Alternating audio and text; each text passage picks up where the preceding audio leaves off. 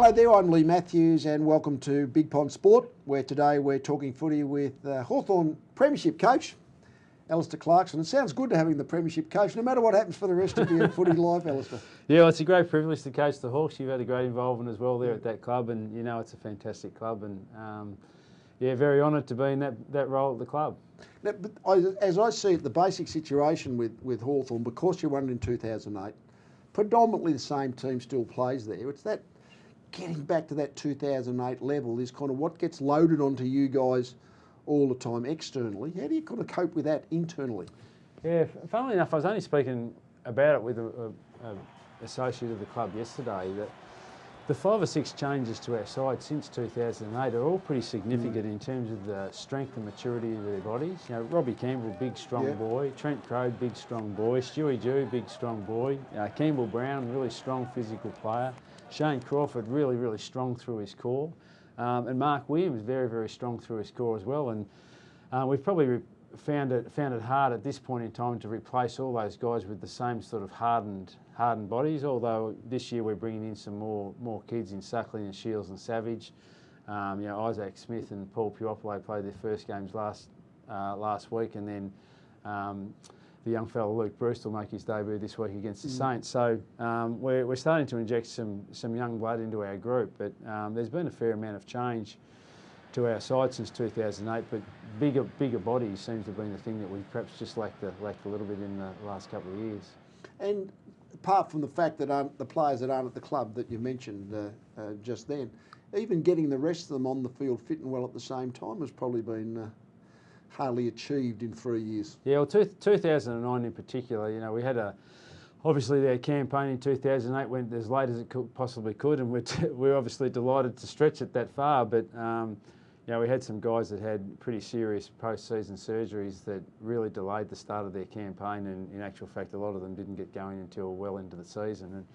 And yeah, that made it pretty difficult. And the other thing too is that you know, we're perhaps in a phase where we're pioneering a new type of defensive mechanism in the game, in the way that a team zoned, and we're one of the first clubs to implement that type of plan. And what had happened over the course of 2009, leading to 2009 pre-season, a lot of clubs had obviously looked at that and implemented some forms of defensive mechanisms themselves. And what had happened is, over 2009, we were more waiting for our personnel to get back so that we could continue to play what we thought was the best way to win games of finals footy again.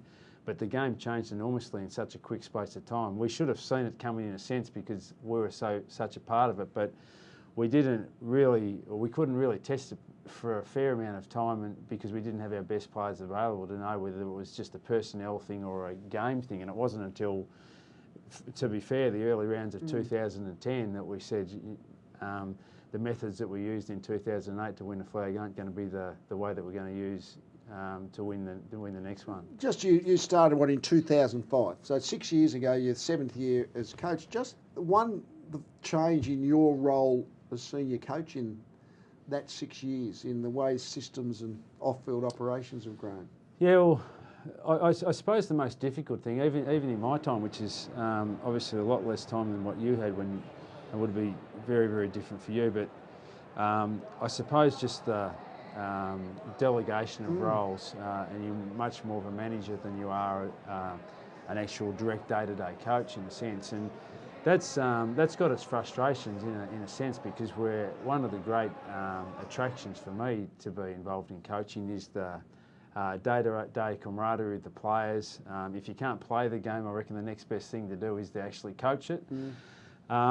Because I don't think anything actually replaces playing the game. It's just a great game of footy to play, but to actually coach it is the next best thing, in my view. In some ways, a victory is more satisfying when you're a coach than what you were when you were a player, because you know so much work's gone into the planning of it. But I suppose the frustrating thing is the delegation of roles, when you really see yourself as a teacher and a motivator of young men, and teaching and handing over that responsibility to your assistants needs to be done. But at the same time, you've always got to make sure that you don't hand over dilute your responsibility that much that you lose some of that day-to-day connection with your players. And you know, that evolves from time to time, and you'll be really close with your players for a month or 6-week block, and then you'll fall away from them for a little while, and then need to bring yourself back again. So that's a challenge in itself. Do you still run the majority of the on-field training drills? You know, the whole team's doing your team structural stuff. Do you run the majority of that yourself? Once again, that fluctuates, and it depends a little bit on the staff that you've got on board. You know, when I first arrived at Hawthorn at the end of 2004, I put together staff around me that were Damien Harbuck, who's only just come out of the game as a premiership player at Port Adelaide at that point in time, Todd Viney, who hadn't been involved in direct day-to-day coaching at that point in time, and Ross Smith, and he'd been out of direct. And so I took on a very hands-on role in the early part until I could teach them the things that I wanted them to do in terms of their coaching and the roles that they had with the players. And that was probably 18 months to 2 years before I handed over much more responsibility to those assistants. And then they pretty much took a great majority of the training drills and day-to-day running of the coaching program. Funnily enough, by the end of 2008, once we saluted, you know, Todd and Jeff Morris had left the club. Barry Mitchell went to Fremantle. Nick Russell went back to Port Adelaide, guys that were very integral to the operations of our coaching department, and then a new crop of guys had to come in. I had to go back to 2005 type of approach of taking a more hands-on role again. So it will continues to evolve just depending on the experience and capabilities of your coaching group. Let's talk about some of the players. Buddy Franklin, who's one of the most exciting players for all of us. Now, I watch Hawthorn and I think to myself, Buddy started to want to get a lot of ball in hand, pushing up into the middle of the field, and maybe in his own sight wants 15 or 20 possessions. I think to myself, Hawthorn are best when he's playing forward third, touching the ball 12 times and getting involved in 8 goal-scoring opportunities. How do you see his best use in that regard? Yeah, well, it's something that nearly changes from week to week for us.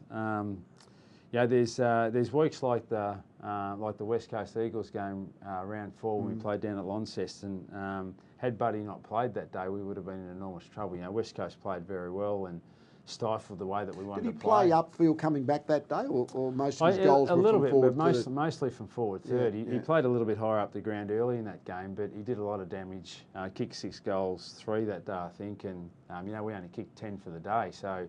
And that was a winning score. So had we not had him, we would have been in a lot of trouble. So there's days like that.